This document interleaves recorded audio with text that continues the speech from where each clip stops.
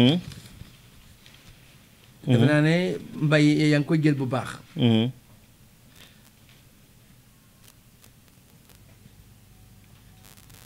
journal bi moo génn tey mu tudd L'Ex. lu mu wax. alors L'Ex puusal loxo bi tuuti Alaaji voilà baax na Mbaye Diop baax na ga yaa ngi gis ok journal bi dafa bind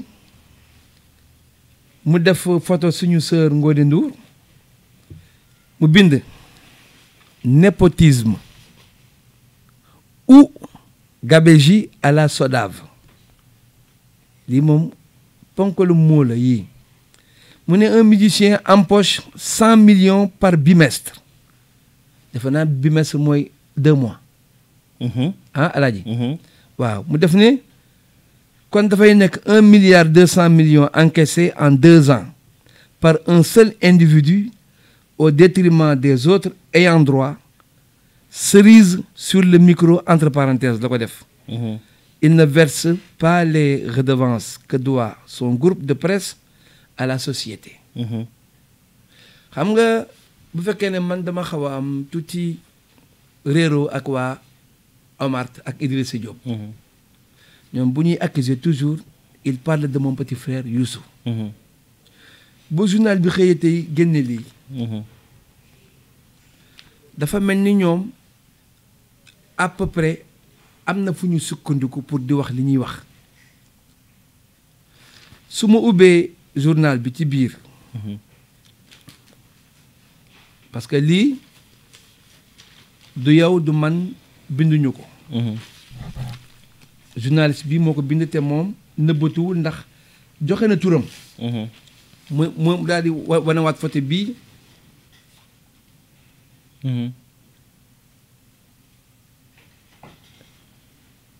baax na Mbaye léegi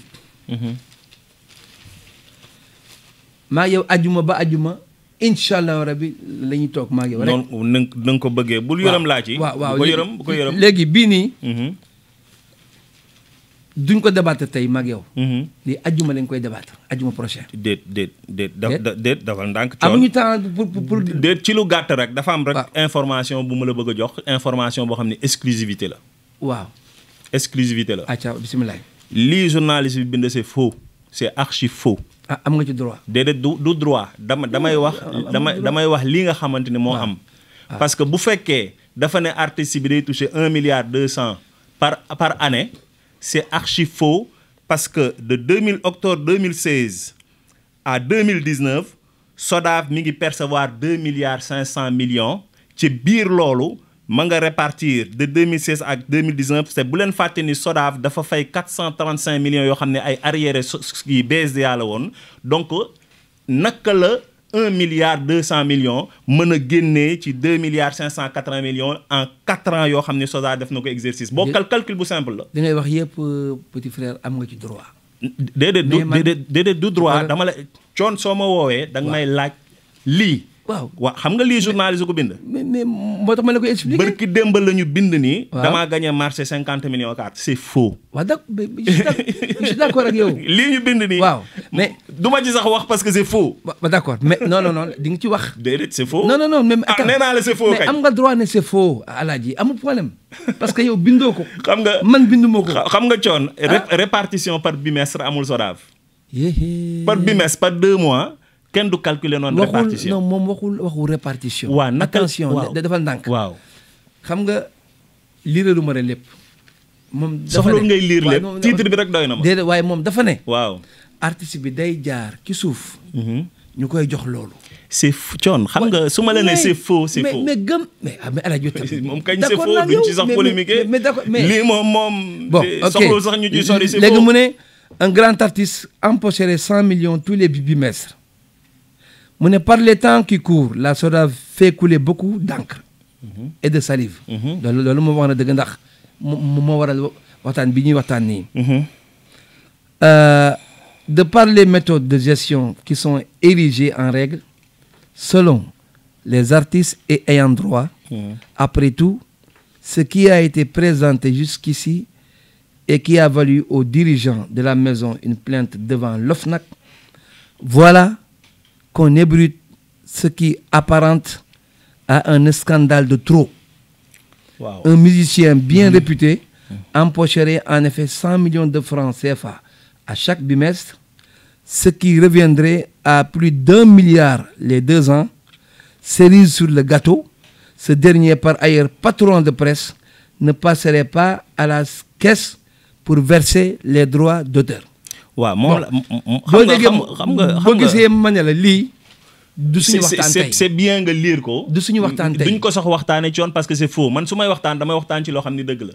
lii du dëgg. mais Alaaji man d'accord naa ak yow. c'est faux mais déggoo ma ne la xoolal. lii nii du suñu waxtaan tey. waaw vendredi prochain la. non vendredi prochain duñ ci waxtaan parce que c'est faux. ba soxloolu ñuy guddal parce que fi ñu nekk ni coon li ñu bëgg mooy di wax gaañi lii andi njëriñ ak yokkute mais di wax ci loo xam ni c'est faux bërki démb la ñu bind fii ci internet bi ne SODAV dafay reverser un conseil du président de la République 200 000 francs déedéet waxuñu sax 200 000 dañu ne scandale à la SODAV SODAV dafay mu jéggal ma sax professeur Massamba Gueye dama koy citer parce que dina ma ko jéggal wax ne aussi un conseil du ministre de la culture ñu ngi wax Aziz Dieng dafa làqatu ci gannaaw AMS SODAV di ko jóg xaalis préciser naa ko ci télé fii ma leen wax ni professeur Massamba Gueye kenn njëkk kaa nekk auteur ayant droit ci BZA fii ci ñu nekk artiste la d'abord ça c'est de un Abdoul Aziz Dieng kenn njëkk koo nekk auteur laata sax muy nekk PCA ou BZA jàmbaar pire waaw kon nit ñi bu ñu demee bay bind ni SODAV dafa leen jox xaalis ci luubal ci ay sos ñooñu di bind loolu ñooy continuer di bind sos yi moo tax ma ne la du ma ci tontu parce que ñi koy bind ñi ngi may seetaan maa ngi leen di gis ñi ngi may gis affaire bi nag du xeexu mu xat gis nga nit ki boo ko ñemee da ngay dem fëgg fa mu nekk nga ne ko sëppanaa sama nëdd nañuy bàyyi di ñëw ci jotaayu géew gi nga xam ne mooy Ballago TV di lancer ay kayu non mbir mi daal li may wax daal attention mbir mi daal du xeexu mu xat journal bii wax dëgg yàlla waaw xaw ma li mu bënd ndax nekk na xaw ma nekkul mais coon journal moo bind ci man ni damaa gagné marché SODAV alors que c'est faux mais je suis entièrement d'accord ak yow kii ku ko bind c'est faux waaw d'accord naa yow loolu kañ duma ci kii ñu ngi may seetaan je suis entièrement d'accord ak yow mais dama ne comme déjà bind nañ ko ba pare te xam naa ne que dina tas kii le monde des artistes il vaudrait mieux ñu démonter ko pièce par pièce pare naa ci démonter naa ko c'est faux bon d'accord du ma ci wax leneen kay te soxlul démonter kii moom benn kii rek lañ koy dóor mu sedd léegi ma sœur Ngoné yow tam gars yi day singil nañ la lool je pense que nag il est temps nga ñëw nag toog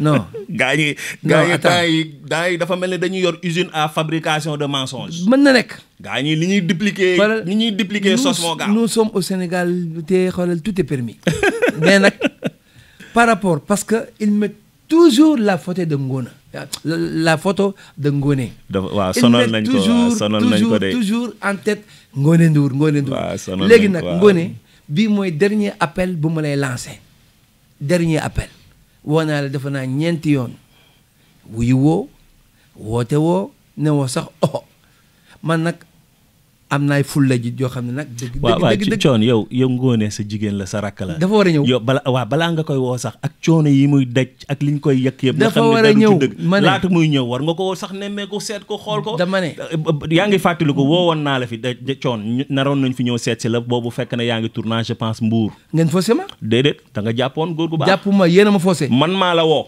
Mbaye Diop mii di filmé lii ñuy wax nii waaw mu nga fa woon waaw am na jour boo xam ne maa la woo de maa la woo de ma ne yaa ma woo ne ma dañ la bëggoon seet si il paraît que yaa ngi tournage à Saly déedéet dama ne lañ la bëggoon seet si nga ne ma yaa ngi tournage Saly ma ne benn la rek benn la waaw nga ne ma ok léegi man ak Ngoné ak ñeenti membre SODAV ba dinañ def doxantu bu ndaw fekk la ci fi ngay tourné xool li ngay def encouragé la ba pare waxtaan ak yow ci li ñu bokk waaw loolu laa la wax mais jour boobu Mbaye Diop mi di filmé xam na ne dañ ne nañu reculer tournage bi ba cet après-midi parce que Ngoné Ndour ak Aladji Man ak ñi muy àndal. ak dañ fi war a ñëw tey demain matin à 10 heures. te loolu dama lay préciser nii tournée boobu ñu doon def ci njëlbeen laata ñu koy laaj demoon nañ ci seeti suñu kilifa Ismaël demoon nañ seeti ki nga xam ne mooy nu mu tuddati grand Omar dem seeti kii nu mu tuddee grand Ouza ba ñu demee ci père Ouza. foofu la ñu tardé parce que ñu bëggoon enchaîner ci laa la woo ne la comme que pare nga da ngay ñibbisi boo ñëwee fii Dakar ñu mottali. loolu moo doon yéene bi. déedéet non. waaw non. yéen a tax ma ñu pousse ba tournage yi def ko les après-midi. waaw parce que jour boobu xamal na leen ñoom ñëpp ne leen. waaw léegi nañu def lu gën a yomb. yéen da ngeen di ñëw léegi lañu def lu gën a yomb. mais booy waaw nañu def lu gën a yomb xam nga lu gën a yomb loolu lan la. dama ne yow soxla woo jël rendez-vous. dama ne dama ne. kon boog bismillah Ngoné Ndour laa wax. waaw. comme moom la ñuy attaqué à chaque fois. moom nga soxla. non na ñëw fii. point barre. waaw mi ngi lay dégg. na ñëw fii. mi ngi lay dégg. waaw te foofu damay ñaan gars yi aussi parce que dégg naa ndeysaan sama maam Idrissa day wax ba ne Ngoné sama jigéen la waaw gars ñi Ngoné bugguma sax di wax ci moom parce que keroog bañ koy fal King Fahd Palace yaa ngi fa woon coon te ba ñu sampee SODAV ba 2019 yi ci ñi wooteel conseil d'administration bu njëkk carte bi wootee bosu Youssou Ndour bokk ci parce que neewu fa woon sax. boobu Youssou Ndour neewu fa woon sax bay voté. boobu xam nga man. duñ moo ne mukk. kaay toog dañuy fal Ngoné Ndour maanaam du ma ñëw. waaw mais du ma def loolu. mais du woon fal Ngoné Ndour. non yaa ko wax léegi. non dama ne. yaa ko wax léegi. dama ne 36 membres ya ñu faloon ci King Fahd Palace Ngoné Ndour bokk na ci. bañee ni fal yaa ngi fa woon toog. moo tax ma ne la. waaw. du ma man Thione Seck jamais au grand jamais du ma ne duñ ne ma kaay toog dañuy fal Ngoné Ndour man a ñëwuma. du ma ko def ci àdduna. ba ma ñëwee lañ ma demandé ministre bi mooy ñëw. dañu bëgg artiste bu mag jëmmal ko toog ak moom ci table d'honneur bi. moom mu def discours am. ñu xam ne au moins bi ministre bi wax diw mi ngi toog. loolu si c'était à refaire. ma defaat ko parce que man Ngoné. loolu sa cër la. man Ngoné sama sër. loolu sa cër la xam nga dama ne fii dinaa sol sama dàll. jël sama bâton de pèlerin. pour dem seeti Youssou Baaba Maal Omar Ismaïla Lo ak ñi nga xam ne ñooy les têtes d'affiche comme ni ñuy wooye wala ñu waxtaan ñu woo Ngoné Ndour laa wax mu ànd ak quelques membres am ñu bokk toog ñu waxtaan pour ñu trouver benn terrain d'entente pour coow li ñi la koy dakkal loolu ci biir loolu ci lañu Ablaye gisee gedd ak sama mag Idrissa. waaw ok léegi mais. loolu lu ma ci yokk coon doguma la xam nga démarche. boo xam ne consensus la loolu sa cër la ci dëkk bi. te loolu déjà kàddu gi dama koy rafetlu. waaw te gannaaw wax wees na jëf a des. waaw boo ko jëfee dana gën a rafete. incha allah donc li may bëgg a wax rek mooy que aujourd'hui man li nga xam ne mooy initiative SODAV te dinaa la wax exclusivité man woo naa Idrissa Diop. Aziz Dieng. Ngoné Ndour. ak yeneen ñaari artistes. Jimi Mbaye ma nga ñu fekk woon ci jotaay bi parce que bi coow li jotee. jotaay boobu am nañ ko. ah bon waaw. fan la woon Idrissa Diop fii ci corniche bi ci benn bërëb boo xam ne damay bañ a def publicité ñu daje foofu. d'accord Idrissa Diop ma nga toog. nu mu tuddati Aziz Dieng ma nga toog. Ngoné ma nga toog. Papis Konaté ma nga toog. Dembel ma nga toog Jimi Mbaye fa la ñu fekk. man maa sàkku woon ci loolu ñoom ñëpp parce que bi coow li amee ma ni leen man maay siège collège auteur musique donc dama am responsabilité bu musiciens yi waxee ma xool naka la ñuy daje waxtaane li ñu bokk bu ko defee malentendu bi dañ waaye coon bu fekkee nit information moo la intéressé ñi yor information bi man ma sàkku ci ñoom ñu toog ak yow yow nga toog ak ñoom bu fekkee information moo la intéressé bu ñu jógee ci loolu je pense que tant que yaa ngi soxla info nekk ak ñoom en contact coow du am mais lendemain bi dafa mel ni réunion boobu musul am gaa ñi tàmbaliwaat di def naka su dul noonu. est-ce que ñoom gisuñu ne que peut-être da nga leen woo noonu rek pour daa leen sëlëm nangam. pour ñu waaw xam nga ñoom waaw loolu comprendre naa li nga wax. mais nit da ngay rafet njort. tant que gisuloo. waaw lii nga xam ne dafa safaanoo lii nga xam ne moom la kii di sàkku ci yow ngir defar. amuloo droit di ñaaw njort. gis nga boo gisee ma lay wax loolu. lii ma lay wax nii nag. dama la koy wax pour wax la ni. waaw volonté SODAV. waaw dox nañ ko. intérieurement dox nañ ko extérieurement. pour fexe rek ñii nga xam ni ñoom moom société bi. ñu warlu ak ñoom di waxtaan ak ñoom. ñuy waxtaan ak ñoom. bu weesoo loolu li ma bëggoon préciser. parce que dégg naa Abdoulaye Guissé Omar te wax ko ci wàllu commission de contrôle toujours. loolu dama bëgg ñu tëj bunt bi. 100 millions yi. non. moom 100 millions la non dafa ne 100 millions et plus. ci lan 100 millions wala lan. kees ki non loolu wax nañ ci ba pare fonds social boobu. loolu dinaa la ko leeral gis nga commission de contrôle bi d'abord laay wax. damay dégg tout le temps ñu naan sans la commission de contrôle la SODAV est illégale c'est faux. ah mais ñoom ils disent le contraire.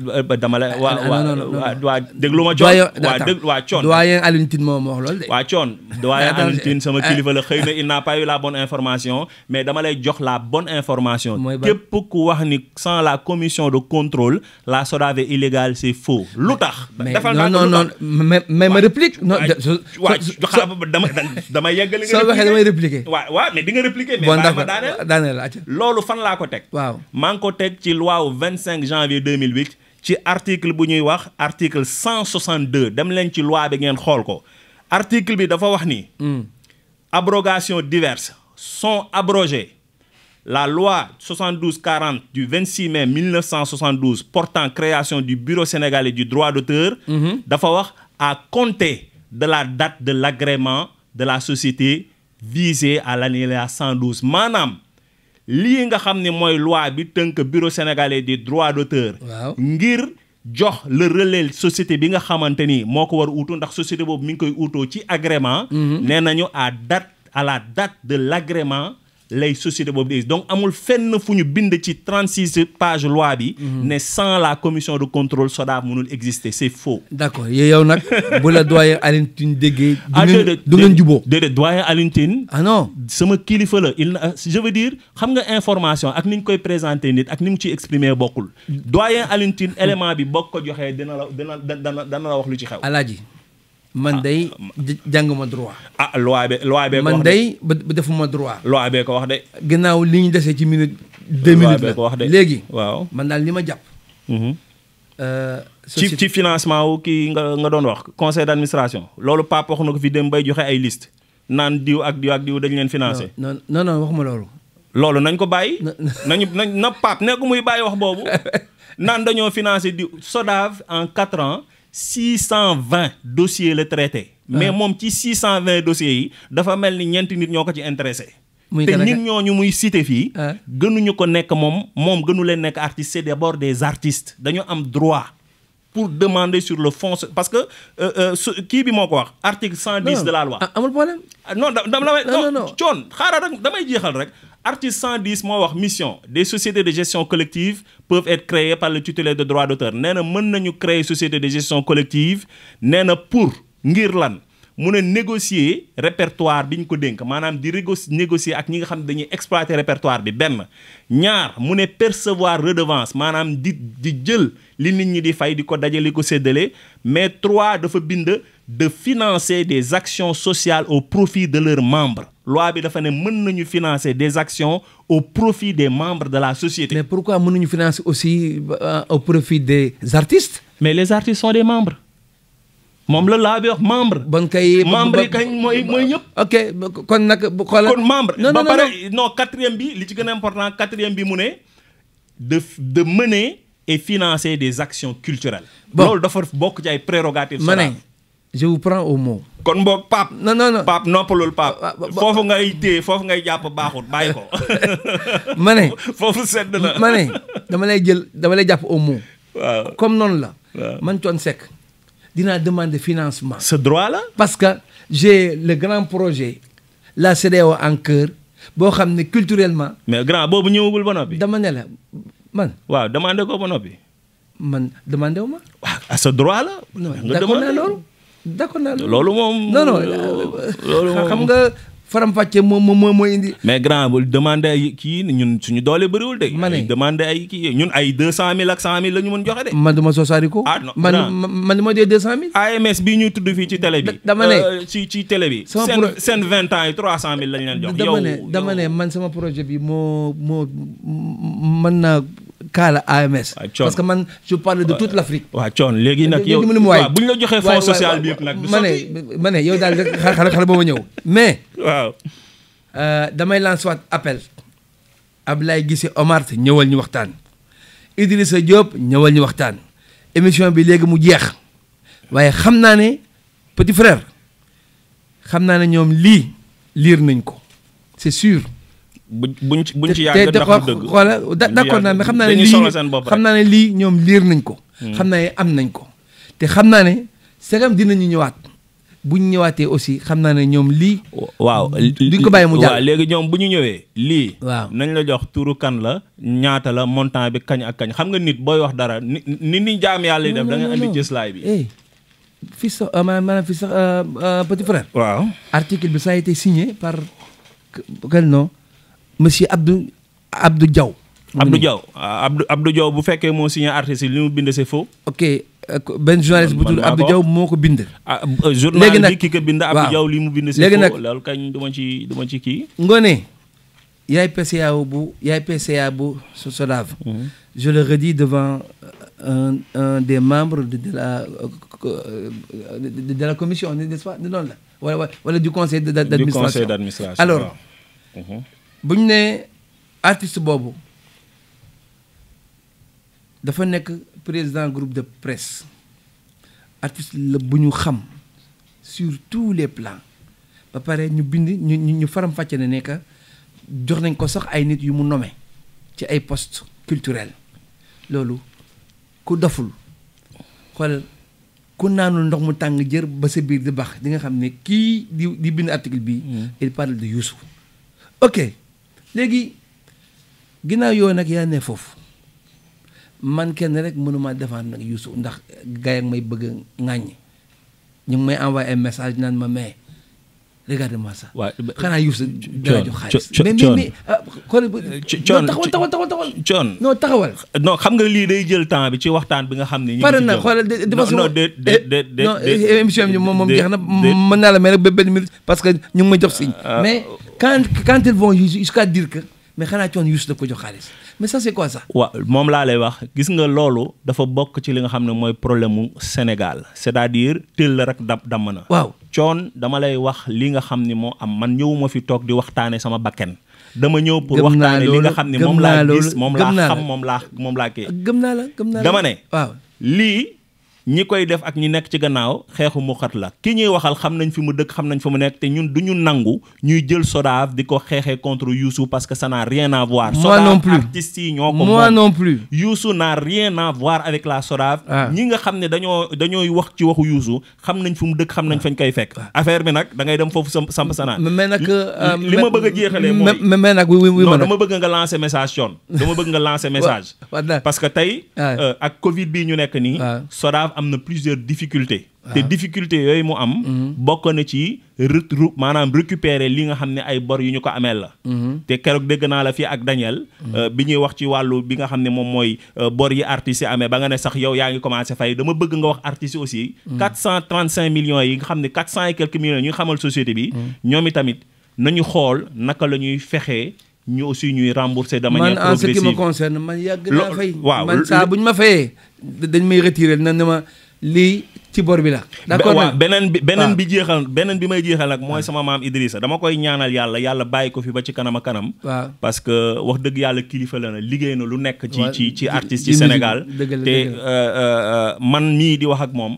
am na cër bu nekk ci man pour wax lu ko neex ci man loolu man mënuma ci dara. loolu cëram la ci man mënuma ko dindi. loolu nangul naa ko mais dama koy ñaan aussi lii nga xam ne moo xew ci culture maanaam mu bañ a par. maanaam je veux dire nit koo xamante ni yàlla bu defee 1949 ba léegi yàlla na ko yàlla guddal fanam à 72 ans sa responsabilité mooy sa njaboot sax bu ñuy féewale sax nga xool ni ñuy juboo man message bi ma koy lancé la parce que tey SODAV dafa nekk société boo xam ne dañ ko organiser ñi ngi laam-laamee naan Idrissa Diop bokkul ak société bi bokk naa société bi c'est vrai Père Idi bokkul SODAV démissionné na SODAV ça fait plus de BZA ça fait plus de 30 ans il n'est pas membre de la SODAV bon même bon. il n'est pas membre de la SODAV. mais moom toog na fii nee na moom il est membre de la SODAV. man maa leen di wax face à caméra Père Idrissa vous n'êtes pas membre de la SODAV vous avez démissionné ça fait plus de 30 ans. bon c'est bon. loolu c'est bon yokk ci diggante bi dafa jël xaalis SODAV te loolu tamit war nañ lijjën parce que tey SODAV dafa war a am commission de contrôle ñi ngi wax OFNAC mais il faut gaa ñi xam ne aussi ñi nga xam ne dañoo jël xaalisu société bi te teguñu ko ci yoon bokk na ci Idrissa du membre SODAV laal ko il faut mu wax ñu naka la def ba laal xaalis bi. d'accord man li may wax je veux dire teguma ko ci bakken je dis sama maam Idrissa Diop n'est pas membre de la SODAV. leer na j'ai compris man tam fi may tëje mooy. Ngoné sa frère Youssou Ndour la gars yi di attaqué fii. non sa frère la yow. ñëwal ma ne ñëwal yow mi yaay défendre Youssou. mais man maa ngi ci maa ngi koy def man. non avant Ngoné di ñëw yow da nga ko war a défendre non d'accord ñu de. am nga ci droit mais Youssou sa frère la. ma ne boo toogee ñuy wax ci moom lu dul dëgg yow yaa war a njëkk a jóg. mais moo tax ma ne ko ñëwal nga la koy défendre. waaw tàmbalil coon. man koy tàmbali jub la. jub la noonu nga koy waxee. bul nangooti nit ñëw fii coon di la booleeg sa rakk Youssou. man kenn du ma booleeg Youssou. waaw gaa bul toogee sax. nu koy waxee. ma ne gaa ñi dañoo doy waar. ñaar laa lay xamal man ku am fulla la. macha allah. man kenn du ma fëkk yóbbu. man kenn du ma bëmax. dëgg la man kenn du ma wax loolu loo xam ne gëwuma ko. dama ne na Ngoné Ndour ñëw ñu défendre Youssou parce que moom la gaa yi di wax ciao.